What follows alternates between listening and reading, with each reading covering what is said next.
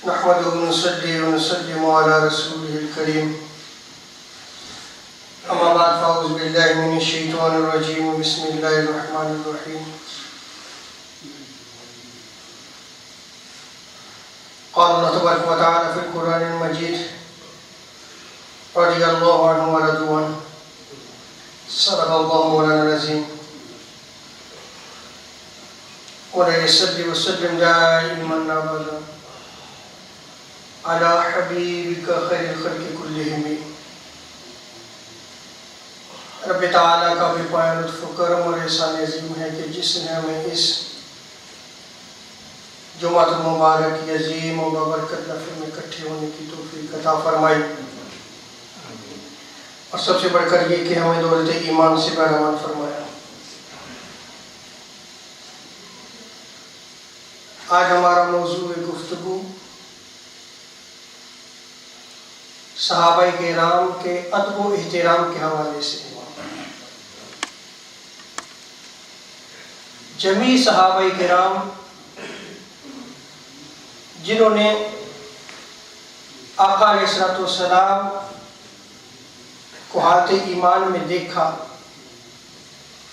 اسی پہ قائم رہے، آقا علیہ السلام کے دین کی خدمت کی، آقا علیہ السلام کا ساتھ دیا، حضور علیہ السلام کی رفاقت میں رہے، ان تمام صحابہ کرام کا ادب و احترام لازم ہے۔ جمیع انبیاء کرام علیہ السلام کے بعد افضل رتبہ جو ہے وہ صحابہ کرام کا ہے، اور اس امت میں جو بہترین لوگ ہیں وہ بھی صحابہ کرام ہیں۔ سے مسلم کتاب الفضائل میں اس روایت کو نقل کیا گیا ہے۔ سیدہ عائشہ صدیقہ رضی اللہ تعالی عنہ بیان فرماتی ہیں، ایک شخص بارگاہ مصطفیٰ صلی اللہ علیہ وسلم میں حاضر ہوا اور سوال کیا، ای الناس خیر، یا رسول اللہ صلی اللہ علیہ وسلم کون سے لوگ بہتر ہیں؟ قال القرن الذی انا فیہ، سب سے بہتر لوگ اس زمانے کے ہیں جس زمانے میں میں ہوں، ثم الثانی ثم الثالث، پھر اس کے بعد دوسرا زمانہ اور اس کے بعد تیسرا زمانہ، کیونکہ یہ تینوں زمانے آقا علیہ السلام کے ساتھ ملے ہوئے ہیں، سو اس کے لوگ بھی جو ہے وہ میری امت کے سب سے بہتر لوگ ہیں۔ حضرت عبداللہ ابن مسعود رضی اللہ تعالیٰ عنہ کی روایت میں اس کو نقل کیا گیا، صحیح مسلم کتاب الفضائل میں اس روایت کو نقل کیا گیا، مصنف ابن ابی شیبہ میں بھی نقل کیا گیا، مسند ابو یعلا میں بھی اس روایت کو نقل کیا گیا۔ آقا علیہ السلام ارشاد فرماتے ہیں، خیر امتی قرن الذین یلونی ثم الذین یلونہم ثم الذین یلونہم، میری امت کے بہترین لوگ وہ ہیں جو اس قرن میں ہیں کہ جو میرا قرن ہے، اس زمانے میں ہے جو میرا زمانہ ہے، پھر ان کے ساتھ جو ملے ہوئے ہیں، یعنی اس زمانے کے ساتھ ملا ہوا زمانہ اور جو اس کے ساتھ جو ملا ہوا زمانہ ہے، ان زمانوں کے لوگ بھی بہتر ہیں۔ حضرت ابو بردہ رضی اللہ تعالیٰ عنہ روایت کو نقل کرتے ہیں، صحیح مسلم اور مسند احمد بن حنبل میں اس روایت کو نقل کیا گیا ہے۔ آقا علیہ السلام شاہ فرماتی ہیں، اصحابی امنۃ لامتی، میرے صحابہ میری امت کے لیے بچاؤ ہیں۔ تو جب صحابہ کرام امت کے لیے بچاؤ ہیں تو امت کو چاہیے کہ ان صحابہ کرام کے ادب کو لازم رکھے، احترام کو لازم رکھے، ان سے محبت رکھے۔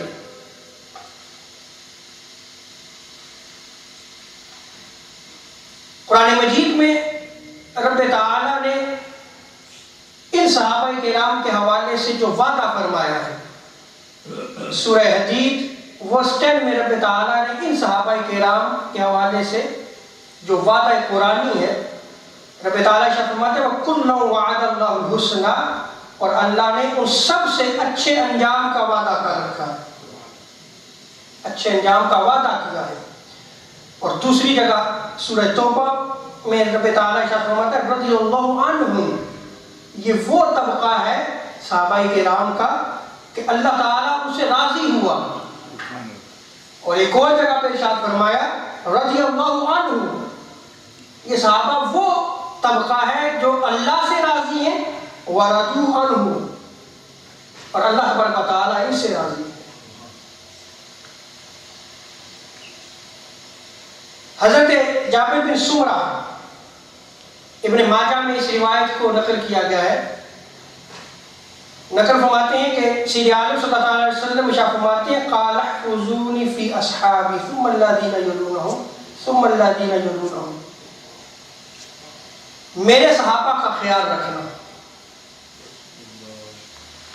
اور پھر اس زمانے کے ساتھ جو ملے ہوئے لوگ ہیں ان کا بھی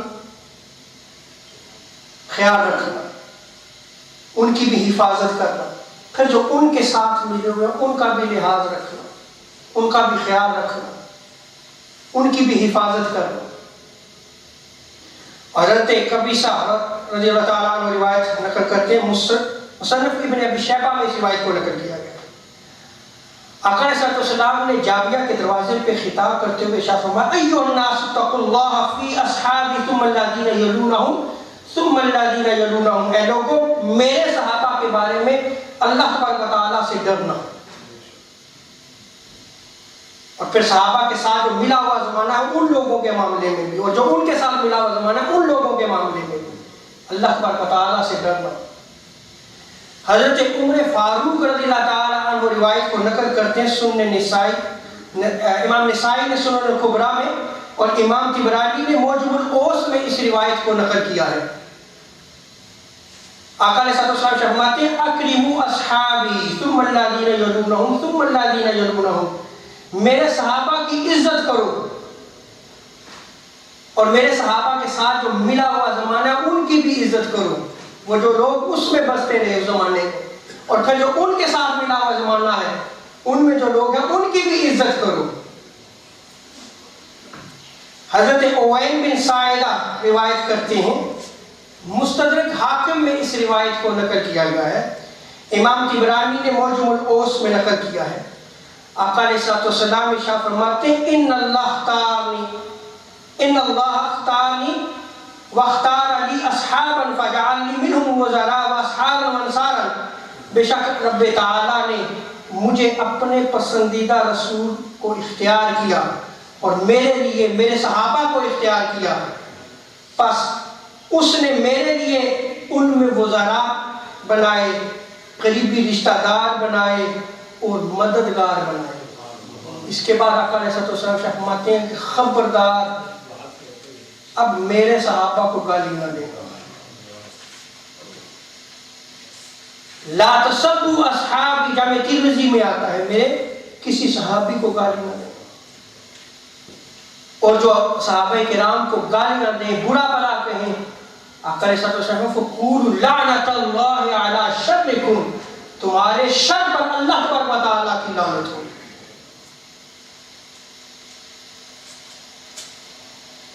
صحابہ کرام میں اہل بیت اطہار بھی آتے ہیں، یہ عقیدے کو کلیئر رکھیں،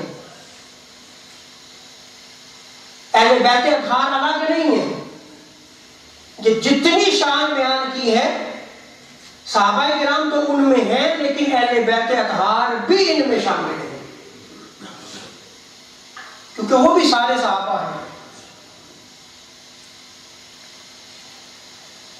سید عالم صلی اللہ علیہ وسلم نے جہاں پہ صحابہ کرام کے ادب و احترام، ان کی حفاظت، ان کے بچاؤ کے لیے، ان کی احترام کے لیے بیان فرمایا، اسی طرح آقا علیہ السلام نے اس امت کو عرفہ کے دن جو وصیت فرمائی تھی وہ کیا تھی کہ میں تمہیں دو چیزیں چھوڑ کے جا رہا ہوں۔ وہ کون سی دو چیزیں تھیں؟ آقا علیہ السلام خطاب فرماتے ہوئے ارشاد فرماتے ہیں یا ایھا الناس انی قد ترکت فیکم ما ان اخذتم به لن تضلوا کتاب اللہ و اطرتی اہل بیتی. لوگوں میں تم میں دو چیزیں چھوڑ کے جا رہا ہوں. اور ایک اور روایت میں آتا ہے میں تم میں دو عظیم چیزیں چھوڑ کے جا رہا ہوں. ہمارا دو عظیم چیزیں، اگر تم ان کا دامن تھام کے رکھو گے تو کبھی بھی گمراہ نہیں ہوں گے. تم صراط مستقیم پر رہو گے. ایک قرآن اور دوسرا میری اہل بیت، میری اطرت، میرا خاندان. اطرتی آقا علیہ السلام نے کیا ارشاد فرمایا؟ میرا خاندان. تو جو حضور کا خاندان ہے ان کی محبت بھی لازم ہے، ان کا ادب و احترام بھی لازم ہے. کسی صحابی کو گالی نکالنا، برا بھلا کہنا، یہ یاد رکھ لے کہ اہل سنت کا طریقہ نہیں ہے. اہل سنت و جماعت صحابہ کرام کا ادب و احترام بھی رکھتے ہیں اور اہل بیت سے محبت بھی رکھتے ہیں.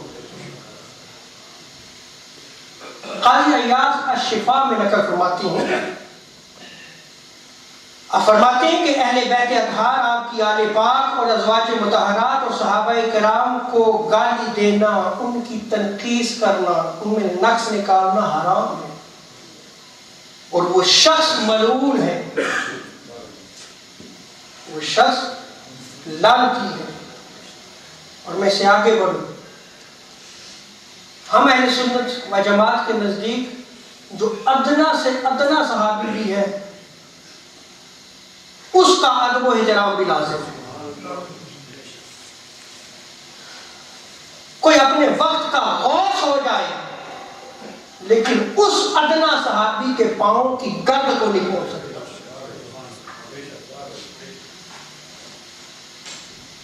اور محدث ہند فقیہ اعظم سیدی امام احمد رضا بریلوی فتاوی رضویہ میں فرماتے ہیں، اور امام شہاب الدین خفاجی کے حوالے سے نسیم الریاض کا حوالہ دیتے ہوئے بیان فرماتے ہیں کہ جو حضرت سیدنا امیر معاویہ رضی اللہ تعالی عنہ پر طعن کرے وہ جہنم کے کتوں میں سے ایک کتا ہے. ہم بڑے پرفتن دور میں زندگی بسر کر رہے ہیں. اس امت کے جو خطرناک گروہ ہیں، جو گروپ سے خطرناک، وہ ناصبی اور خارجی ہیں اور رافضی ہیں. ناصبی اور خارجی وہ خطرناک گروہ ہے جو صحابہ کی آڑ لے کر اہل بیت سے دشمنی رکھتا ہے، تنقیص کرتا ہے اہل بیت کی.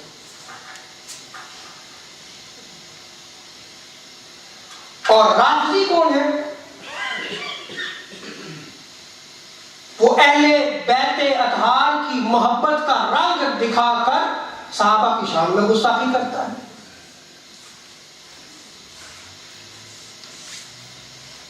دونوں خطرناک ہیں.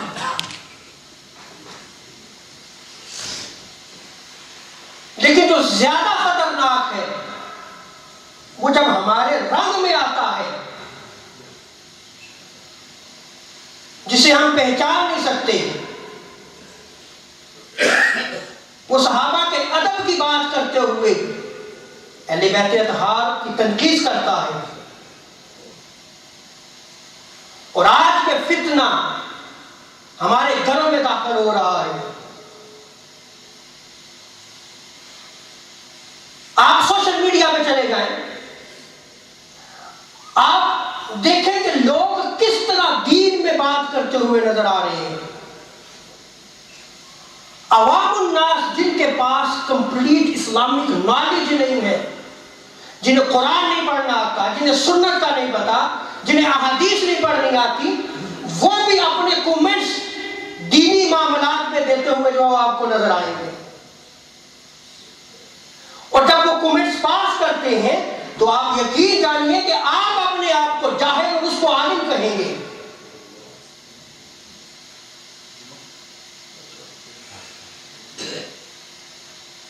اب آپ دیکھیں گے اسی سوشل میڈیا پہ بنو امیہ کے خاندان کے طرفدار بھی پیدا ہو گئے.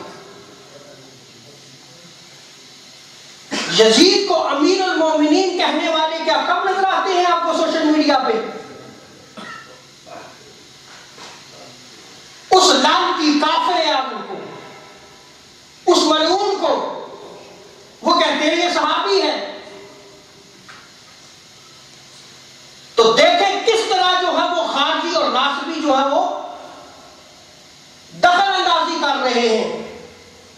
اور جس اقدام کو امام حسین علیہ السلام نے کیا کہ آپ نے اپنے خانوادے کو بھی قربان کیا، اپنی جان بھی قربان کر دی، لیکن اپنے نانا کے دین کو لوٹنے نہیں دیا، اپنے نانا کے دین کی حفاظت کی. ان کے اقدام کو بھی جو کہا جاتا ہے کہ غلط اقدام تھا ان کا، بیعت کیوں نہیں کر دی ان کی؟ انہیں چاہیے تھا بیعت کر لیتے. تو سوشل میڈیا پہ آپ کو یہ نظر آئے گا. اب آپ یہ دیکھیں کہ اہل سنت و جماعت کا عقیدہ کیا تھا اور ہمیں کس طرف لے کے جایا جا رہا ہے.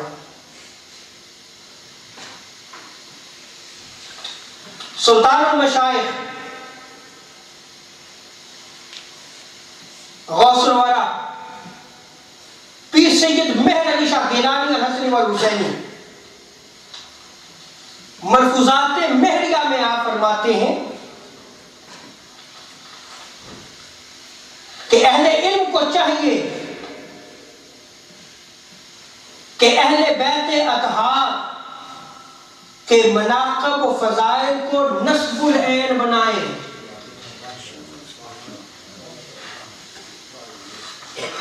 آج جو اس نصب العین کو اختیار کرے کہا جاتا رافضی ہے. یہ ہم نے عقیدے کو پڑھا ہے، کھنگالا ہے اور بزرگان دین سے لیا ہے. یہ گوگل سرچ کر کے دین کو نہیں لیا کہ تم گوگل سرچ کر کے جو ہے وہ عقیدے کو حاصل کرو. ایسا نہیں ہے. علماء کی مجلس میں بیٹھے، علماء کے قدموں میں بیٹھے ہیں، ان سے دین لیا ہے. اور آگے آپ فرماتے ہیں کہ خوف خدا کرتے ہوئے ایسی تقریروں سے بچیں کہ کیا ہوتا اگر حسین یزید کی بیعت قبول کر لیتا. پیر میر علی شاہ صاحب رحمت اللہ تعالی علیہ ملفوظات میں فرماتے ہیں.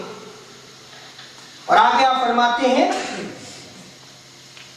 کہ بنو امیہ کا خاندان تو ختم ہو گیا، لیکن ان کے سکہ کی تاثیر آج تک موجود ہے. وہ جو بغض اہل بیت پہ انہوں نے خرچ کیا پیسہ، اس کی تاثیر آج تک موجود ہے. اور تاریخ دانوں پر مخفی نہیں ہے کہ بنو امیہ کے بادشاہوں کا برتاؤ حضرات اہل بیت سے کیا تھا. وہ ہمیشہ حضرات اہل بیت کی احانت میں کوشاں رہے، لیکن اس کے باوجود انہیں جو ہے وہ ذلت اٹھانا پڑی.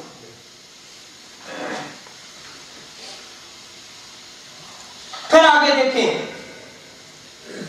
حضور پیر سید میر علی شاہ گیلانی الحسنی والحسینی تسمیہ ما بین سنی و شیعہ میں علماء کو جو وصیت کرتے ہیں، وہ وصیت کرتے ہوئے کیا فرماتے ہیں کہ اہل سنت و جماعت ہونے کے لیے آج کے دور میں یہ سمجھا جا رہا ہے کہ اہل بیت کے خلاف بغض اور بنو امیہ کے ساتھ محبت رکھے، حالانکہ اہل سنت کبھی بھی اس شقاوت قلبی میں ملوث نہیں ہوئے اور ان کے عقائد رسول پاک کے خاندان سے دوستی و مودت اور ایمان فرض کیا گیا ہے. یہ پیر میر علی شاہ صاحب رحمت اللہ تعالی علیہ بیان فرماتے ہیں اب چونکہ میں اپنے موضوع پہ میں نے عقیدہ صحیحہ قرآن و سنت سے میں نے کسی عالم دین کا حوالہ نہیں دیا شروع میں، قرآن مجید کی آیات، احادیث مبارکہ اور حضرت سیدنا امیر معاویہ رضی اللہ تعالیٰ عنہ کے حوالے سے میں نے اپنا عقیدہ بیان کیا. لیکن اسی گزشتہ ہفتے میں میرے خلاف سوشل میڈیا پہ ایک بھرپور مہم چلائی گئی، اور اس مہم میں میرے حوالے سے یہ کہا گیا کہ انہوں نے حضرت امیر معاویہ کی گستاخی کی ہے، یہ گستاخ ہے. پھر علماء سے باقاعدہ فتوے لیے گئے، سوشل میڈیا پہ چڑھائے گئے کہ برجر کا امام جو ہے وہ گمراہ ہو چکا ہے. میں کہیں نہیں گیا، میں یہاں پہ موجود ہوں، جامع مسجد غوثیہ بھی یہاں پہ موجود ہے، اور اللہ تعالیٰ جو ہے وہ خوش رکھے کمیٹی ممبران کو. جب میں نے اس ایشو کو ڈاکٹر سلیم صاحب کے ہاں رکھا، انہوں نے آدھے گھنٹے سے زیادہ فون پہ میرے ساتھ بات کی. برادر جاوید حاجی نسیم صاحب بھی جو اسی وقت میرے پاس چلے آئے. انہوں نے کہا کہ آج تک ہم نے نہیں سنا، آپ کی سپیچز آن ریکارڈ ہیں، اس فتنے کا آپ رد کریں. میں موضوع کوئی اور لے کے آیا تھا، لیکن میرے اوپر جو ہے وہ اتنا بڑا بنے.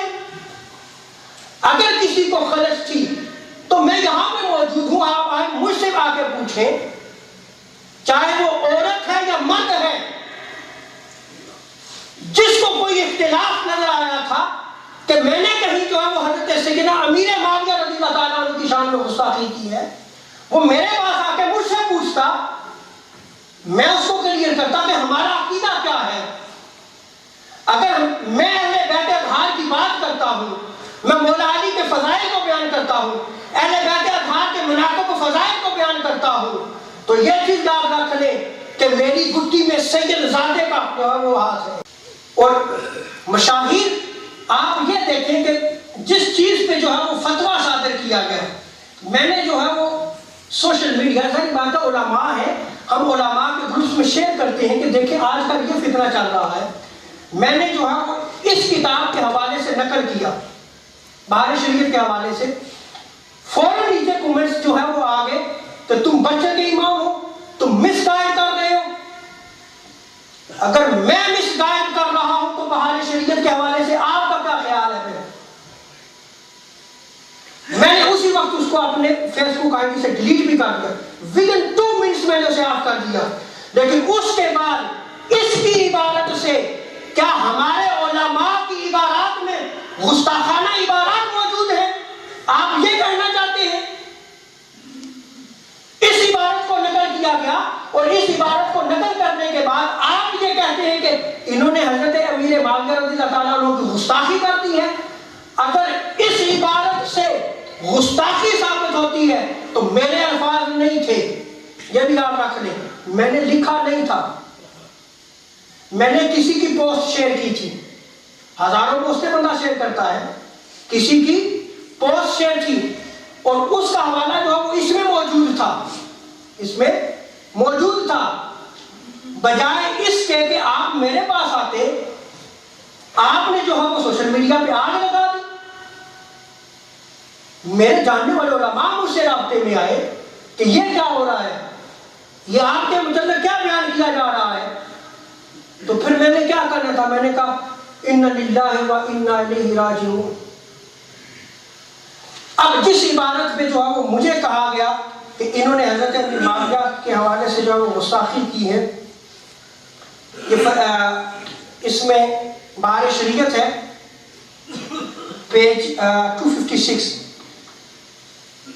دیکھیں جو مشاجرات، جو لڑائی جھگڑے ہوئے نا صحابہ کرام کے لیے، یاد رکھیں آپس میں ان کو خبردار آپ موضوع گفتگو بنائیں، یہ منع ہے، یہ منع کیا گیا ہے. لیکن چونکہ میرے اوپر آئے تو میں اس کو بیان کر رہا ہوں. لیکن وہ جو لڑائیاں حضرت مولا علی اور حضرت امیر معاویہ رضی اللہ عنہ کے بارے میں آپس میں ہوئی ہیں نا، اس میں اہل سنت و جماعت کا عقیدہ یہ ہے کہ مولا علی حق پر تھے اور حضرت امیر معاویہ رضی اللہ تعالیٰ عنہ سے اجتہادی خطا سرزد ہوئی.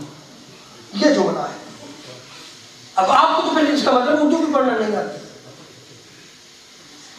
آپ یہاں میں فرماتے ہیں دوسری خطا منکر وہ خطا اجتہادی ہے جس کے سائے پر انکار کیا جائے گا، اس کی خطا باعث فتنہ ہے.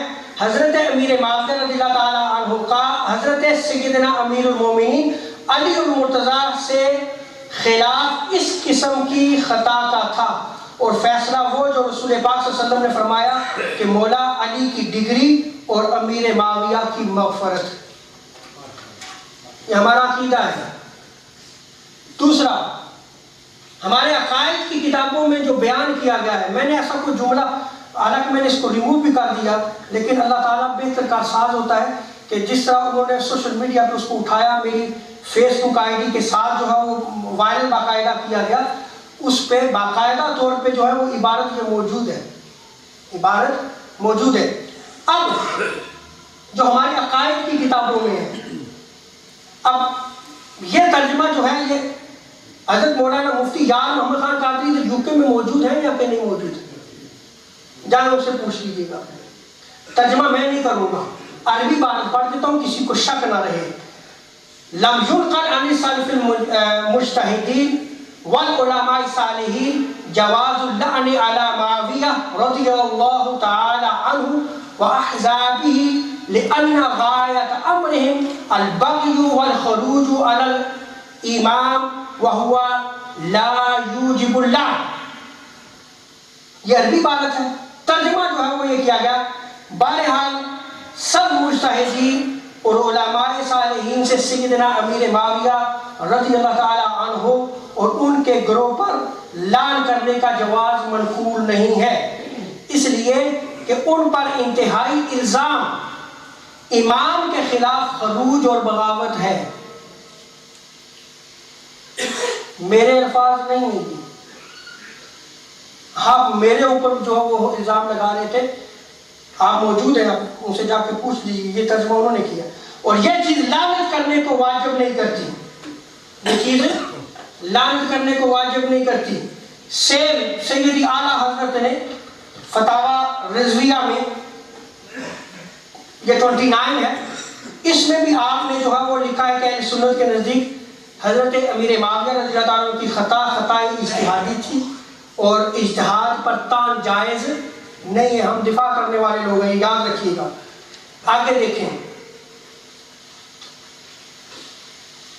مشاجرات علی پہ یا مشاجرات صحابہ کرام کے حوالے سے آپ فرماتے ہیں کہ ہم اہل سنت ان میں حق جانب جناب مولا علی مانتے ہیں اور ان سب کو مورد لغزش بر غلط و خطا، میں وہی عبارت پڑھ رہا ہوں، میں اپنی بات نہیں نقل کروں گا، وہ حضرت اسد اللہ کو بدرجہ ان سے اکمل و اعلیٰ جانتے ہیں، مگر بئی ہما بے لحاظ احادیث مذکورہ کے ان حضرات کے مناقب و فضائل میں مروی ہیں، زبان طعن و تشنیع ان دوسروں کے حق میں نہیں کھولتے، اور انہیں ان کے مراتب پر جو ان کے لیے شرع میں ثابت ہوئے رکھتے ہیں، کسی کو کسی پر ہوائے نفس فضیلت نہیں دیتے، اور ان کے مشاجرات یعنی لڑائی جھگڑوں کو میں دخل اندازی کو حرام گردانتے ہیں. آگے فرماتے ہیں آپ کہ ہم اہل سنت کے نزدیک ان میں سے کسی ادنا صحابی پر بھی طعن جائز نہیں ہے. پھر اس کے بعد آپ سیدہ عائشہ صدیقہ رضی اللہ عنہا کے حوالے سے بیان کرتے ہیں، پھر عشر مبشرہ صحابہ کے حوالے سے بیان کر کے آخر میں آپ بیان کرتے ہیں کہ وہ جو لڑائیاں آپس میں ہوئیں ان میں رہے حضرت امیر معاویہ، تو ان کا درجہ ان سب کے بعد ہے، ان سب کے بعد ہے. آگے جا کے بس آخری بات کر رہا ہوں، ہم نے اپنے اماموں کو پڑھایا اور ہمارا تمسک ہے ان اماموں کے ساتھ. آگے جا کے فرماتے ہیں کہ مگر فضل صحبت اور شرف صحابیت و فضل اور شرف سعادت خدائی دین ہے جس سے مسلمان آنکھ بند نہیں کر سکتے، تو ان پر لعن طعن یا ان کی توہین و تنقیص کیسے گوارا رکھیں اور کیسے سمجھ لیں کہ مولا علی کے مقابلے میں انہوں نے جو کچھ کیا بربنائے نفسانیت تھا، یعنی وہ صحابہ جو حضرت مولا علی کے خلاف جب خروج کیا. صاحب ایمان مسلمان کے خواب و خیال میں یہ بات نہیں آ سکتی. ہاں آگے کیا فرماتی ہیں، ہاں ایک بات کہتے ہیں اور ایمان لگتی کہتے ہیں. ہم تو بحمدللہ سرکار اہل بیت کرام کے غلامان خانہ زاد ہیں، مرسی خدمتگار خدمت گزار ہیں. ہمیں امیر معاویہ رضی اللہ تعالیٰ عنہ سے کیا رشتہ؟